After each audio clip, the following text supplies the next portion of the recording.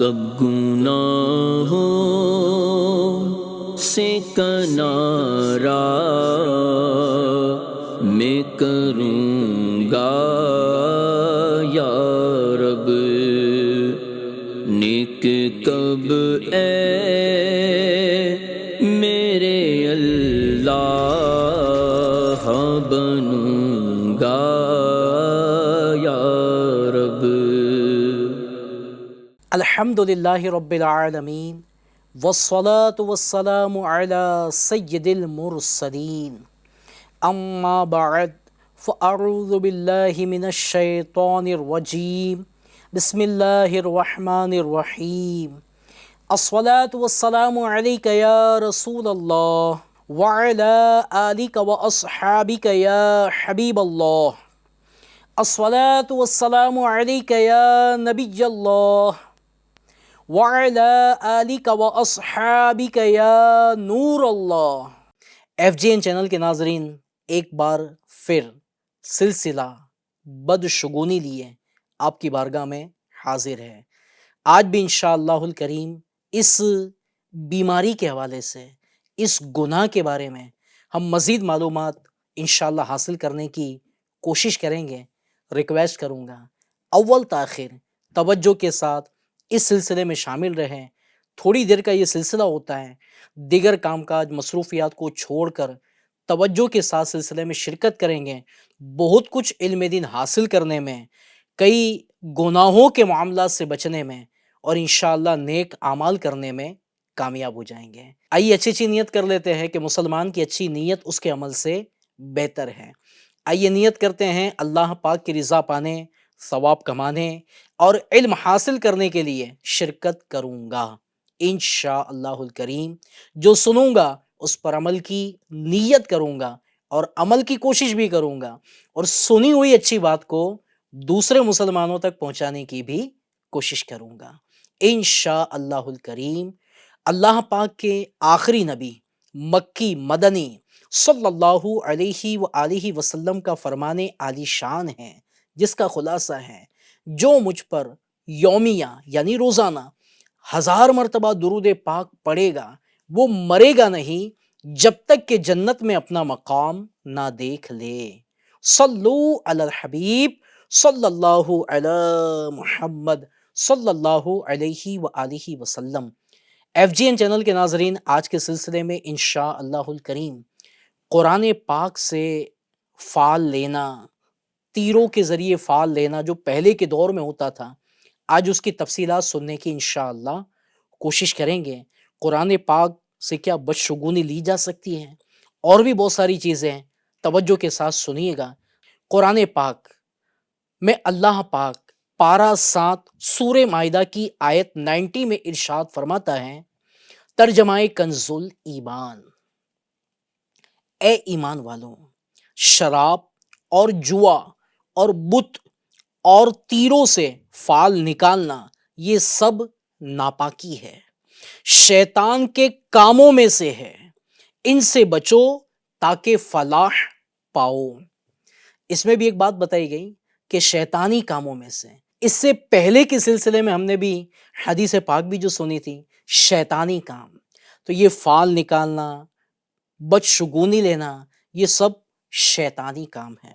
اور ایک مقام پر اللہ پاک ارشاد فرماتا ہے، پارہ 6 سورہ مائدہ کی آیت 3 میں ارشاد ہوتا ہے، ترجمہ کنز الایمان: اور پانسے ڈال کر بانٹا کرنا یہ گناہ کا کام ہے۔ صدر الافاضل حضرت علامہ مولانا سید محمد نعیم الدین مراد آبادی رحمت اللہ تعالی علیہ لکھتے ہیں، زمانہ جاہلیت کے لوگوں کا جب سفر یا تجارت یا نکاح وغیرہ کام درپیش ہوتے ہیں تو وہ 3 تیروں سے پانسے ڈالتے ہیں، اور جو نکلتا اس کے مطابق عمل کرتے ہیں، اس کو حکم الہی جانتے ہیں۔ ان سب کی ممانعت فرمائی گئی۔ اس کے بارے میں ہے، 3 تیروں میں سے ایک تیر پر لکھا ہوتا مجھے میرے رب نے حکم دیا، دوسرے پر لکھا ہوتا مجھے میرے رب نے روکا، اور تیسرے تیر پر کچھ نہ لکھا ہوتا۔ اگر پہلا تیر نکلتا تو وہ کام کر لیا کرتے، دوسرا نکلتا تو اس کام سے رک جاتے ہیں، کچھ بھی نہ نکلتا تو دوبارہ پانسے ڈالتے ہیں. ان تیروں اور اس طرح کی دوسری چیزوں کا استعمال جائز نہیں. یہ اس دور میں ہوا کرتا تھا. آج کے دور کے اور بھی الگ الگ طریقے ہوں گے جس کے ذریعے سے فال کھولنا اور یہ دیگر معاملات کرنا اجازت نہیں ہے. بعض لوگ قرآن مجید کا کوئی صفحہ کھول کر سب سے پہلی آیت کے ترجمے سے اپنے کام کے بارے میں خود ساختہ مفہوم اخذ کر کے فال نکالتے. یعنی ایسے بھی لوگ ہیں کہ قرآن پاک کا کوئی بھی پیج کھول دیا, اب اس کا جو ترجمہ ہوتا تھا, اب اس کا جو مفہوم ہے نا, اس کا جو معنی ہے, اس کا مطلب جو ہے, میننگ, یہ اپنے طور پر نکال لیتے ہیں اور پھر جناب اس کے مطابق عمل کرتے ہیں. اس کی تو اجازت ہی نہیں ہے نا. ظاہر سی بات ہے کہ ترجمہ تفسیر اس کا مطلب تو عالم دین یا مفتی اسلام بتائیں گے نا. ہمیں کیسے پتہ چلے گا اس سے کیا معنی لینا, کیا مفہوم لینا؟ یہ تو ظاہر سی بات ہے ترجمہ تفسیر پڑھیں گے سنیں گے تو پتہ چلے گا, یا جناب کسی مفتی صاحب سے پوچھیں گے, عالم صاحب سے پوچھیں گے تو پتہ چلے گا. مگر اپنے طور پر اس کا معنی لینا یہ درست نہیں ہے. حدیقہ ندیہ میں ہے قرآنی فال, فال دانیال اور اس طرح کی دیگر فال جو فی زمانہ نکالی جاتی ہے, نیک فالی میں نہیں آتی, بلکہ ان کا بھی وہی حکم ہے جو 500 کے تیروں کا ہے, لہٰذا یہ ناجائز ہے. جبکہ بریقہ محمودیہ میں ہے قرآن پاک سے بدشگونی لینا مکروہ تحریمی ہے. کیسی وہ مینٹالیٹی کا بندہ ہوگا جو قرآن پاک سے بدشگونی لے.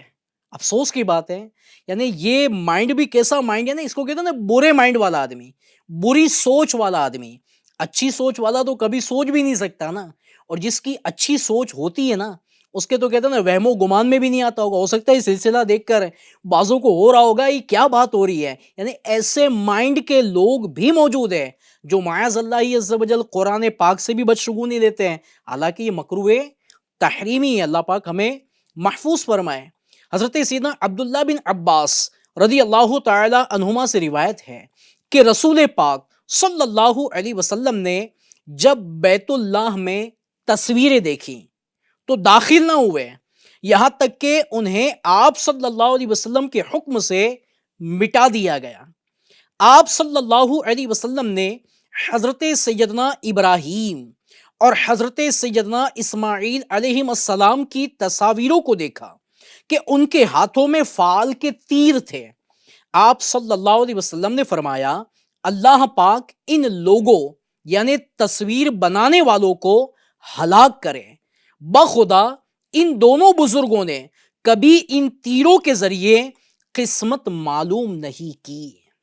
کیا پتا چلا پہلے کے دور میں مطلب تصویریں مطلب ہاتھ سے ہو سکتا ہے پینٹنگ وغیرہ جو بھی طریقہ ہوگا, تو اس میں 2 نبی علیہ السلام کی تصویریں تھیں اور اس میں فال کے تیر ہاتھ میں تھے. یعنی یہ بنائی ہوئی تھی, حقیقت میں ایسا نہیں تھا. پیارے آقا علیہ الصلوۃ والسلام نے منع کیا کہ بزرگوں نے کبھی ایسا نہیں کیا, اور نبی علیہ السلام ایسا کیسے کر سکتے ہیں؟ ہر نبی ہر فرشتہ یہ گناہوں سے پاک ہوتا ہے, یہ ہمارا عقیدہ ہے.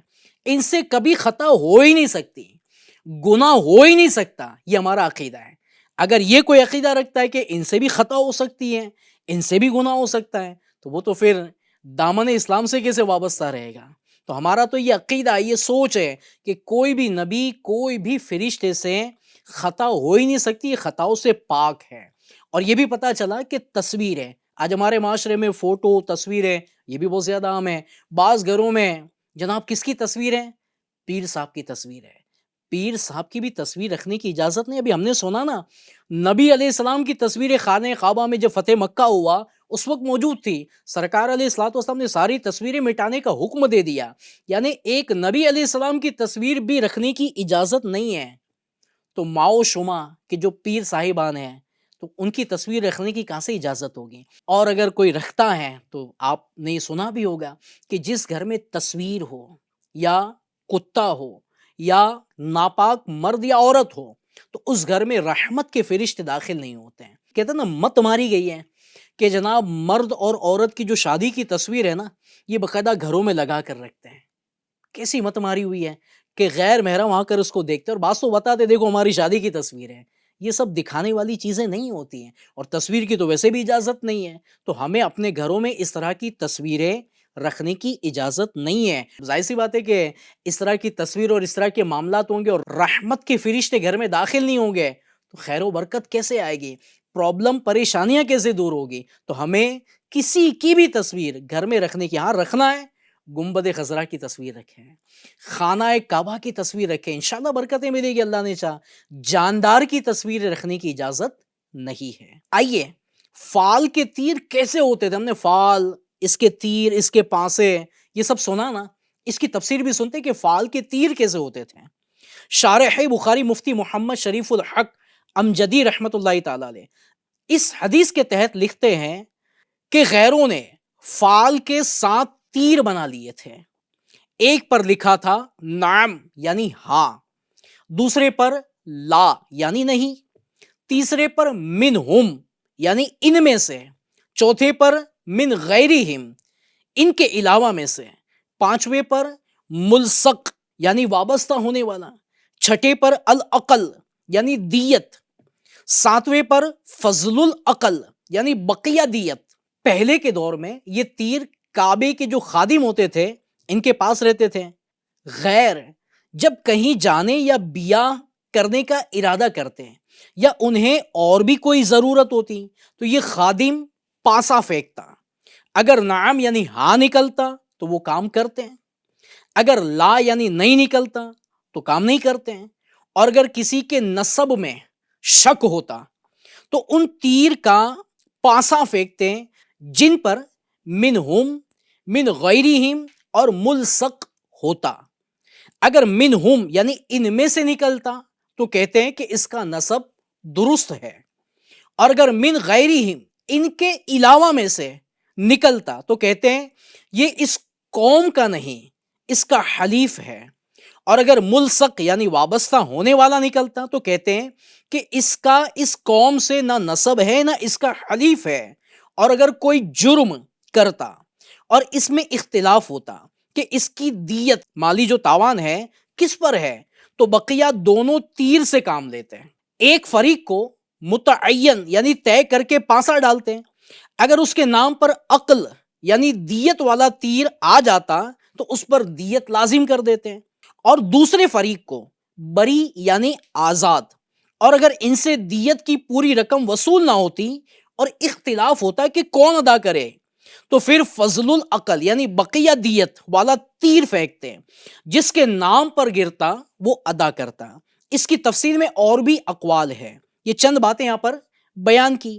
یہ توہم پرستی تھی، جہالت تھی، بلکہ نسب اور دیت کے معاملے میں ظلم، اس لیے اسلام نے اس سے سختی سے منع فرما دیا۔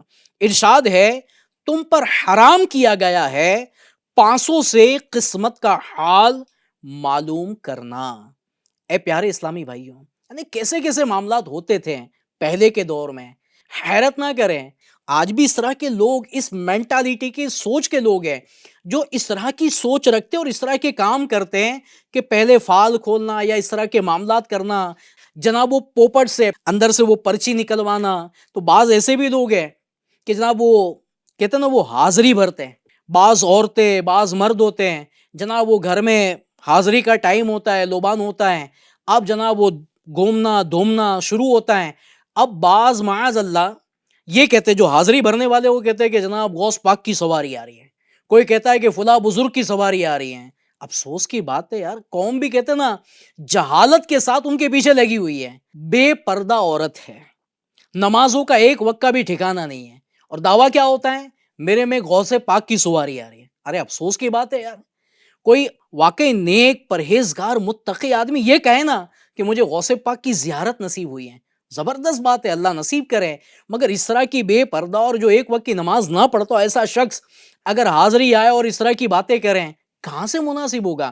اچھا بعض بے وقوف لوگ، ہاں میں بے وقوف کہوں گا، کہ جو ان حاضری بھرنے والوں سے پوچھتے ہیں کل کیا ہوگا، آنے والے وقتوں میں کیا ہوگا، میرے مسئلے کا کیا ہوگا، میری شادی کا کیا ہوگا، اب وہ جناب جو گھوم رہے دھوم رہے ہوتے ہیں نا، وہ پھر وہ بتا رہی ہوتی ہے یا بتا رہا ہوتا ہے کہ آپ کی شادی اتنے ٹائم کے بعد ہوگی، آپ کا کاروبار کا یوں ہے۔ اب بعض ایسے بھی سوال کرتے ہیں کہ میرے پہ مسئلہ ہے، میرے پہ پرابلم ہے، کس نے کروا دیا ہے؟ ہاں وہ بتانے والی یا بتانے والا بتاتا ہے کہ فلاں فلاں نے کروا دیا ہے۔ اب جناب جو خاندان میں نا اتفاقی، لڑائی جھگڑے اور مسائل ہوتے ہیں، الامان والحفیظ، کیا یہی رہ گیا تھا یہ سب کاموں کے لیے؟ ارے افسوس کی بات ہے، ہوش کے ناخن لیجئے، یہ کیا لگا رکھا ہے؟ افسوس کی بات ہے، یہ سارے معاملہ جو نا دین سے دوری کے سبب ہے کہ آج مسلمان دین سے، مسجدوں سے، علماء کرام سے، مفتیان کرام سے آج ہم نے اپنے آپ کو دور کر لیا، تو آج یہ جہالت والے جو برے معاملات ہیں آج ہماری قوم میں پائے جاتے ہیں۔ اللہ پاک ہماری حفاظت فرمائے۔ میرے آقا اعلیٰ حضرت رحمت اللہ تعالی علیہ سے سوال کیا گیا، کیا سوال ہوا کہ جو شخص فال کھولتا ہو، لوگوں کو کہتا ہو تمہارا کام ہو جائے گا یا نہ ہوگا، یہ کام تمہارے واسطے اچھا ہوگا یا برا ہوگا، اس میں نفع ہوگا یا نقصان، تو اعلیٰ حضرت رحمت اللہ تعالی نے کیا جواب دیا؟ آپ فرماتے ہیں اگر یہ احکام قطع و یقین کے ساتھ لگاتا ہو جب تو وہ مسلمان ہی نہیں، اس کی تصدیق کرنے والے کو صحیح حدیث میں فرمایا اس نے اس چیز کے ساتھ کفر کیا جو محمد صلی اللہ علیہ وسلم پر اتاری گئی۔ اور اگر یقین نہیں کرتا، جب بھی عام طور پر جو فعل دیکھنا رائج ہے معصیت یعنی گناہ سے خالی نہیں، یعنی یہ یقین کامل رکھنا کہ جو کہا جا رہا ہے صحیح کہا جا رہا ہے، اس میں یقین کرے گا اور وہ بھی یقین کے ساتھ بولے گا، تو کہیں ایسا نہ ہو کہ ہم دامن اسلام سے باہر ہو جائیں۔ اللہ خیر فرمائے، عافیت فرمائے، اللہ رحمت کی نظر فرمائے۔ مفسر شہیر حکیم الامت حضرت مفتی احمد یار خان رحمت اللہ تعالی علیہ تفسیر نعیمی میں لکھتے ہیں فال کھولنا یا فال کھولنے پر اجرت لینا یا دینا یہ سب حرام ہے۔ اب پیارے اسلامی بھائیو، فال میں نے ان چیزوں میں پڑھنا جو کہ جائز نہیں ہے، اس سے اچھا نہیں کہ بندہ استخارہ کروا لے۔ استخارہ کروانا یہ جائز بلکہ فائدے کا سبب ہے۔ سرکار عالی وقار صلی اللہ علیہ وسلم نے لوگوں کو فال کی جگہ استخارہ کی تعلیم دی ہے۔ چنانچہ حضرت سیدنا جابر بن عبداللہ رضی اللہ تعالیٰ عنہ سے روایت ہے کہ رسول پاک صلی اللہ علیہ وسلم ہم کو تمام امور میں، تمام کاموں میں استخارہ تعلیم فرماتے ہیں، جیسے قرآن کی سورت تعلیم فرماتے تھے۔ مفسر شہیر اس حدیث پاک کے تحت لکھتے ہیں استخارہ کے معنی ہے، استخارہ کا میننگ کیا ہوتا ہے سنیے۔ استخارہ کے معنی ہے خیر مانگنا یا کسی سے بھلائی کا مشورہ کرنا، چونکہ اس دعا و نماز میں بندہ اللہ پاک سے گویا مشورہ کرتا ہے کہ فلاں کام کروں یا نہ کروں، اسی لیے اسے استخارہ کہتے ہیں۔ تو پیارے اسلامی بھائیو، اب لوگوں سے پوچھنا کہ کیا ہوگا کیا نہیں ہوگا، اس سے اچھا نہیں کہ اللہ پاک کی بارگاہ میں رجوع لائیں، اللہ پاک کی بارگاہ میں عرض کریں، استخارہ کریں، انشاءاللہ بہترین راستہ ملے گا، بہترین راہ ملے گی، اور یہاں سے جو ملے گا وہ انشاءاللہ خیر اور خیر والا معاملہ ملے گا۔ حضور پاک صلی اللہ علیہ وسلم کا فرمان عالی شان ہے جو استخارہ کرے وہ نقصان میں نہ رہے گا۔ FGN چینل کے ناظرین، کتنی پیاری حدیث پاک ہے، جو استخارہ کرے وہ نقصان میں نہ رہے گا، جو مشاورت سے کام کرے وہ پشیمان نہ ہوگا، اور جس نے میانہ روی اختیار کی وہ محتاج نہ ہوگا۔ تین باتیں ارشاد فرمائی، جو استخارہ کرے گا وہ نقصان میں نہیں رہے گا، اور جو مشاورت سے کام لے گا وہ پشیمان، شرمندہ نہیں ہوگا، کیونکہ لوگوں سے مشورہ کر کے جو کام کرتا ہے نا اس کو برکت بھی ملتے۔ کہا جاتا ہے نا کہ مشورے میں برکت ہے، اور جس کام میں مشورہ کیا جائے اللہ پاک اس میں برکت عطا فرماتا ہے۔ مشورہ کرنا سنت بھی ہے، مشورہ لینا بھی سنت ہے، مشورہ دینا بھی سنت ہے، مشورے سے کام کرے انشاءاللہ برکتیں ملے گی۔ اور تیسری بات کیا فرمائی؟ جس نے میانہ روی اختیار کی وہ محتاج نہ ہوگا۔ آج ہماری لائف سٹائل جو ہے نا ہم نے بہت ہائی بنا لی ہے، ہم نے اپنے خرچے بہت ہائی بنا لیے ہیں۔ میانہ روی، درمیانہ، میڈل انداز میں زندگی گزاریں، انشاءاللہ عز و جل کبھی کسی کے محتاج نہیں ہوں گے۔ تو پتہ چلا پیارے اسلامی بھائیوں، استخارہ کی اپنی برکتیں ہیں۔ اچھا، استخارہ چھوڑ دینا، نہ کروانا، اس کے نقصانات بھی ہیں۔ کیسے؟ سرکار مدینہ صلی اللہ علیہ وآلہ وسلم نے فرمایا بندے کی بدبختی میں سے ہے کہ وہ اللہ تعالی سے استخارہ کرنا چھوڑ دے۔ جب بھی اہم کام کرنا ہو ہمیں استخارہ کروانا چاہیے۔ اچھا، یہ بھی سمجھے کہ استخارہ کن کاموں میں کروانا چاہیے، کن کاموں میں نہیں کروانا چاہیے. تو پہلے یہ سنتے ہیں کہ استخارہ کن کاموں میں ہوتا ہے. صرف ان کاموں کے بارے میں استخارہ ہو سکتا ہے جو ہر مسلمان کی رائے پر چھوڑے گئے ہیں، مشورے پر چھوڑے گئے ہیں. فار ایگزامپل بزنس یا جاب دونوں میں سے کس کو اختیار کیا جائے، اس پر بندہ استخارہ کر لیں. سفر کے لیے کون سا دن یا کون سا ذریعہ مناسب رہے گا، اس پر بندہ استخارہ کر لیں. مکان و دکان کی خریداری بہتر ہوگی یا نہیں ہوگی، اس پر بندہ استخارہ کروا لے. کون سے علاقے میں میری رہائش بہتر رہے گی، اس پر بندہ استخارہ کروا لے. شادی کہاں کی جائے، ان کاموں میں استخارہ کر لے، وغیرہ وغیرہ. ان کاموں میں استخارہ کر سکتے. اب کن کاموں میں استخارہ نہیں کر سکتے ہیں، سنیے. جن کاموں کے بارے میں شریعت نے واضح کھلے کھلے احکام بیان کر دیے، جیسے کہ 5 وقتہ فرض نمازیں، مالدار ہونے کی صورت میں زکوٰۃ کی ادائیگی، رمضان المبارک کے روزے وغیرہ، ان کے بارے میں استخارہ نہیں کیا جائے گا. یہ تو طے ہے کہ نماز تو پڑھنی. کوئی یہ سوچیں کہ نماز پڑھوں نہ پڑھوں استخارہ کر لوں، یہ تو سمجھ میں نہیں آنے والی بات ہے نا کہ جناب نماز کے بارے میں تھوڑی استخارہ ہو. تو طے ہے، حکم جاری ہو چکا، تو اس میں استخارہ نہیں کیا جائے گا. اسی طرح جھوٹ بولنا یا کسی کی حق تلفی کرنا وغیرہ وغیرہ، جن کاموں سے شریعت نے منع کیا ہے وہ کروں یا نہ کروں، اس بارے میں استخارہ نہیں کیا جائے گا، بلکہ ان تمام کاموں میں شریعت کی ہدایات پر عمل کرنا ضروری ہے. نیز استخارہ کے لیے یہ بھی شرط ہے کہ وہ کام جائز ہو. استخارہ اسی کام کا کروایا جائے گا کہ جو کام جائز ہوتا ہے. ناجائز کام کا استخارہ نہیں کروایا جاتا. ناجائز کاروبار وغیرہ کے لیے استخارہ نہیں ہو سکتا. حکیم الامت مولانا مفتی احمد یار خان نعیمی رحمۃ اللہ تعالی علیہ استخارہ سے متعلق حدیث پاک کی شرح بیان کرتے ہوئے فرماتے ہیں بشرط کہ وہ کام نہ حرام ہو، نہ فرض و واجب، اور نہ روز مرہ کا عادی کام. لہٰذا نماز پڑھنے، حج کرنے یا کھانا کھانے، پانی پینے پر استخارہ نہیں. تو کن کاموں میں استخارہ کرنا، کن کاموں میں نہیں کرنا، اس کی معلومات مل گئی. استخارہ کے آداب میں سے ہے کہ صدر الشریعہ بدر الطریقہ حضرت علامہ مفتی محمد امجد علی اعظمی رحمۃ اللہ تعالیٰ نے بہار شریعت میں لکھتے ہیں استخارہ کا وقت اس وقت تک ہے کہ ایک طرف رائے پوری جم نہ چکی ہو. مفتی احمد یار خان نعیمی رحمۃ اللہ تعالیٰ علیہ لکھتے ہیں یہ بھی ضروری ہے کہ اس کام کا پورا ارادہ نہ کیا ہو، صرف خیال ہو. کہ جس کام کا بندہ پکا ارادہ کر چکا، اس طرف میلان ہے، جیسے کسی جگہ رشتہ کرنا ہی ہے، اب پھر استخارہ، تو اب استخارہ نہیں. یعنی اس کام میں استخارہ ہوگا کہ کروں نہ کروں، میرے لیے بہتر ہے یا نہیں ہے، اس کام میں استخارہ ہوگا. اب جب بندہ دلی طور پر طے ہو چکا ہے یہ بزنس کرنا جائے، مجھے یہاں پر دکان خریدنی جائے، اب پھر استخارہ نہیں کرنا.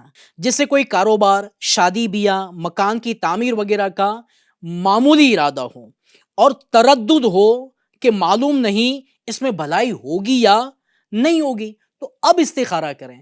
اب جب طے کر چکے نا پھر اس میں استخارہ نہیں ہوگا.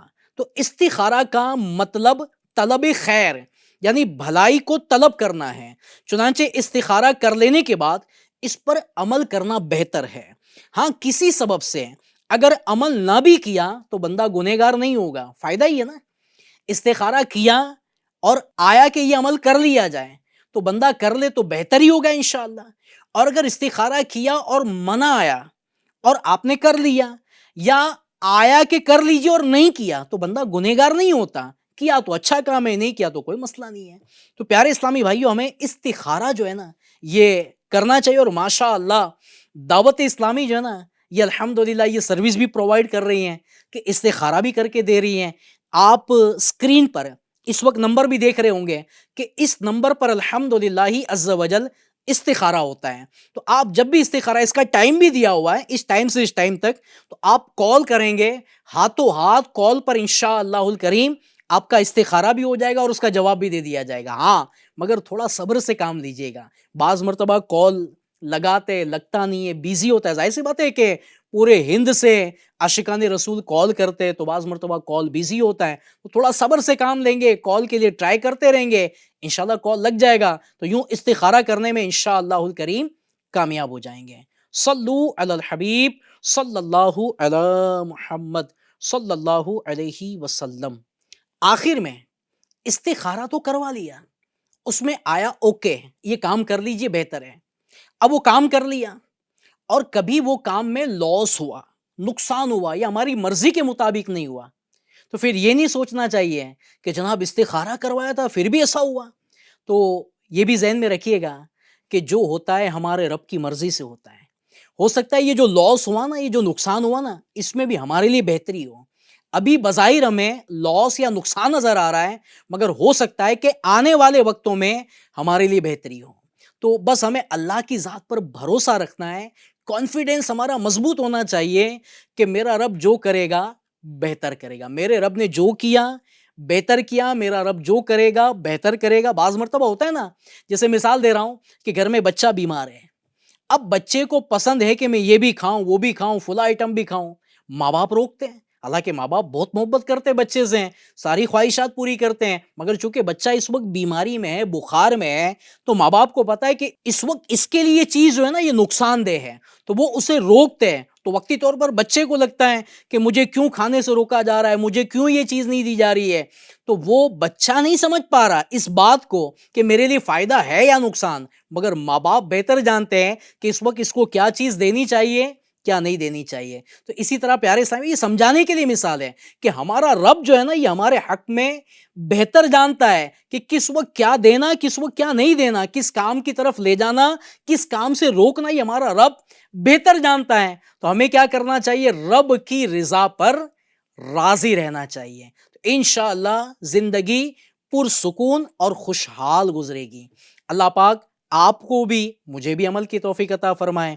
آئندہ انشاءاللہ مزید اور ایک ایپیسوڈ کے ساتھ انشاءاللہ پھر حاضر ہوں گے، تو اس وقت تک کے لیے اجازت دیجیے، اپنا خیال بھی رکھیے اور FGN چینل دیکھتے رہیے گا۔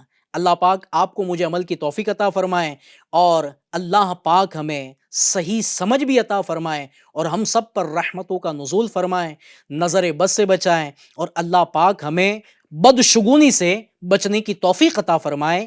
آمین بجاہ النبی الامین صلی اللہ علیہ وسلم۔ صلو علی الحبیب صلی اللہ علی محمد صلی اللہ علیہ وسلم۔ کب گناہوں سے کنارہ